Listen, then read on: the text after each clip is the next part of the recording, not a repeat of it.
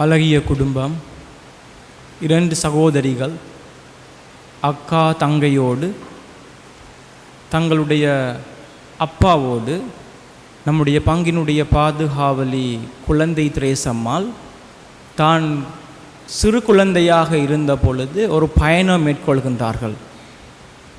அந்த பயணத்தினுடைய நோக்கம் என்னவென்றால், அவர்கள் வாழ்ந்த ஊரிலே ஒரு பழமை வாய்ந்த ஒரு கோயில், ஒரு ஆலயம் ஒன்று இருக்கின்றதாம். அந்த ஆலயத்தை பார்ப்பதற்காக அப்பா மகள் 2 பேரும் பயணம் மேற்கொண்டிருந்தார்கள். இந்த பயணத்திற்கு முன்பாகவே புனித குழந்தை திரேசாளுக்கும் அவளுடைய சகோதரிக்கும் அந்த ஆலயத்தை பற்றிய ஒரு சில விடயங்களை அறிந்து வைத்திருந்தார்கள்.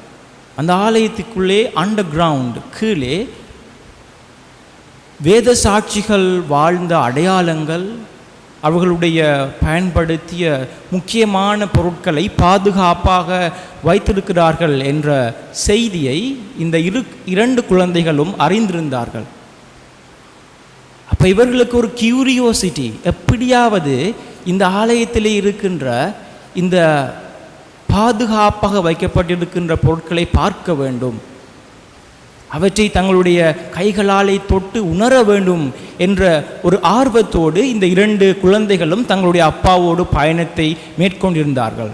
ஆனால் அவர்களால் அந்த ஆலயத்திற்கு சென்ற பிறகும் அந்த ஆலயத்தினுடைய அடியிலே இருக்கின்ற அந்த பகுதிக்கு போக முடியவில்லை. இந்த 2 குழந்தைகளும் தங்களுடைய சிறு பிள்ளைத்தனம் என்று ஒரு எழுத்தாளர் கூறுகின்றார். இன்னொரு எழுத்தாளர் சொல்கின்றார், அவர்களுடைய ஆர்வம் அவர்களை துணிச்சலோடு ஆலயத்திற்கு கீழே இருந்த அந்த அண்டர் கிரவுண்ட் பகுதிக்கு சென்று அந்த வேத சாட்சிகளுடைய அந்த பொருட்களை பார்ப்பதற்கு தூண்டினதாம் என்று சொல்லப்படுகின்றது. சிறு பிள்ளைகள் தான், ஆனால் அவர்களுடைய ஆர்வம், அவர்களுடைய கியூரியோசிட்டி அவர்களுக்கு துணிச்சலை கொடுத்தது. ஏனென்றால் அவர்களுடைய நோக்கம் தெளிவாக இருந்தது. கடவுளுக்கு பணிபுரிந்து மரித்தவர்களுடைய பொருட்களை பார்க்க வேண்டும் என்ற ஆர்வம் அந்த 2 குழந்தைகளுக்கும் துணிச்சலை அதிகமாக கொடுத்திருந்தது என்று ஒரு எழுத்தாளர் வர்ணிக்கின்றார். பிரியமான சகோதர சகோதரிகளே, நம்முடைய பங்கினுடைய பங்கு தந்தை பங்கு மக்கள் ஒன்று சேர்ந்து 2021ஆம் ஆண்டு 2022ஆம் ஆண்டு காலப்பகுதிகளிலே நம்முடைய நாடு கோவிட்டினால் அதிகமாக பாதிக்கப்பட்டிருந்தது. அப்பொழுது பங்கு மக்களோடு சேர்ந்து தங்களால் முடிந்த உதவிகளை தேவைப்படுகின்றவர்களுக்கு உதவி செய்தார்களாம். பல தடைகள் ஏற்பட்டன, பல விதிவிலக்குகள் விதிக்கப்பட்டன. செல்ஃப் புரோட்டோகாலோடு அவர்கள் தங்களால் முடிந்த உதவிகளை, தங்களுடைய நோக்கம் தெளிவாக இருந்தபடியினால், கடவுள் மீது தாங்கள் கொண்டிருந்த விசுவாசம் ஆழமாக இருந்தபடியினால் அவர்கள் துணிச்சலோடு தேவைப்பட்ட மக்களுக்கு உணவளித்தார்களாம். என்னுடைய உங்களுடைய நோக்கம், நானும் நீங்களும் கடவுள் மீது வைத்திருக்கின்ற விசுவாசம் தெளிவாக இருக்கின்ற பொழுது, எதற்காக நான் கடவுளை விசுவசிக்கின்றேன் என்று நான் உணர்கின்ற பொழுது, என்னுடைய வாழ்வு கிறிஸ்துவுக்குள்ளே உகந்த வாழ்வாக மாறுகின்றது. யோவான் நற்செய்தி 6ஆம் அதிகாரம் 35வது வாக்கியத்திலே மிக அழகாக தெளிவாக கூறப்படுகிறது, நானே வாழ்வு தரும் உணவு, என்னிடம் வருபவருக்கு பசியே இராது, என்னிடம் நம்பிக்கை கொள்பவருக்கு தாகமே இராது. என்ன பசி, என்ன தாகம்? பிரியமான உறவுகளே, சகோதர சகோதரிகளே, ஆண்டவருடைய வார்த்தை சொல்லுகிறது, வெறுமனே வயிற்றினுடைய பசியை போக்குவதல்ல இந்த வார்த்தை சொல்லும் பசி, இது வாழ்வு தரும் உணவு. நமக்கு முன்னிலையிலே நற்கருணையிலே எழுந்தேற்றப்பட இருக்கின்ற நம்முடைய இயேசு கிறிஸ்துவிடம்தான் நிலையான வாழ்வு இருக்கின்றது. நமது நம்பிக்கை நிலையான நம்பிக்கையாக இருக்கின்ற பொழுது, நாம் ஆண்டவர் கிறிஸ்துவோடு உறவாடுகின்ற பொழுது, அவர் நமது வாழ்வை ஆழமாக்குகின்றார், வேத சாட்சிகள் போன்று நமது வாழ்வை விசுவாசத்திற்குள்ளே வேரூன்றிய குடும்பமாக வாழ ஆசீர்வதிக்கின்றார். ஆனால் இந்த வார்த்தையிலே கூறப்பட்டது போல யோவான் நற்செய்தி 6ஆம் அதிகாரம் 35வது வாக்கியத்திலே இயேசுவை அவர்கள் கண்டுகொள்ளவில்லை.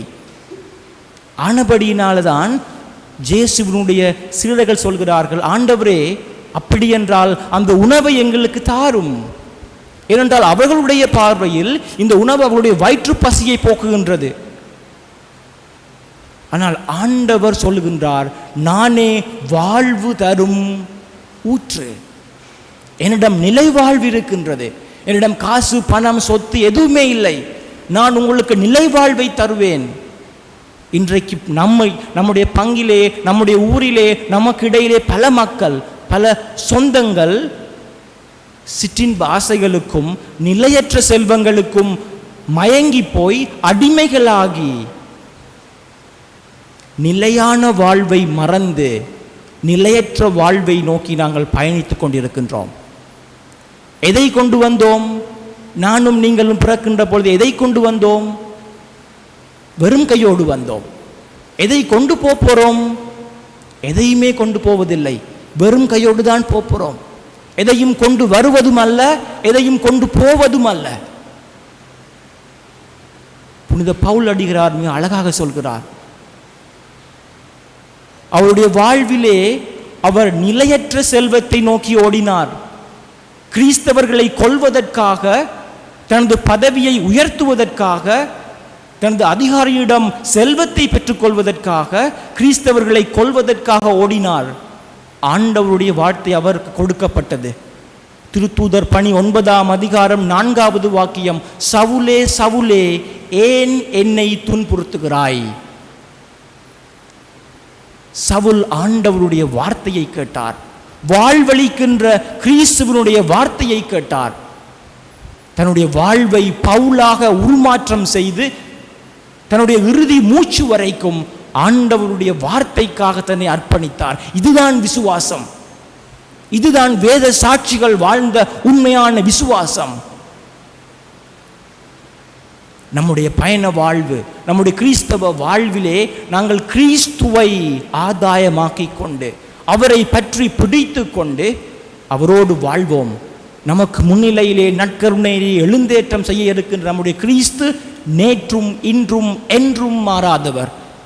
அவருடைய வார்த்தை நமக்கு வாழ்வளிக்க அவரோடு சேர்ந்து நம்முடைய குடும்பம், நம்முடைய பிள்ளைகளுடைய எதிர்கால வாழ்வு, கல்வி வாழ்வு, குடும்பத்திலே எடுக்கின்ற பிரச்சனைகள், நம்முடைய பங்கிலே இருக்கின்ற பிரச்சனைகள், நம்முடைய பங்கிலே இருக்கின்ற மக்களிடையே ஒற்றுமையை உருவாக்குவதற்கும் நம்முடைய பங்கினுடைய பாதுகாவலி புனித குழந்தை திரேசாளினுடைய பரிந்துரையினோடு நற்கருணை ஆண்டவரிடத்திலே விசுவாசத்தோடு, நம்பிக்கையோடு, உருக்கத்தோடு மன்றாடி நம்முடைய குடும்ப வாழ்வை, உறவு வாழ்வை புதுப்பிப்போம்.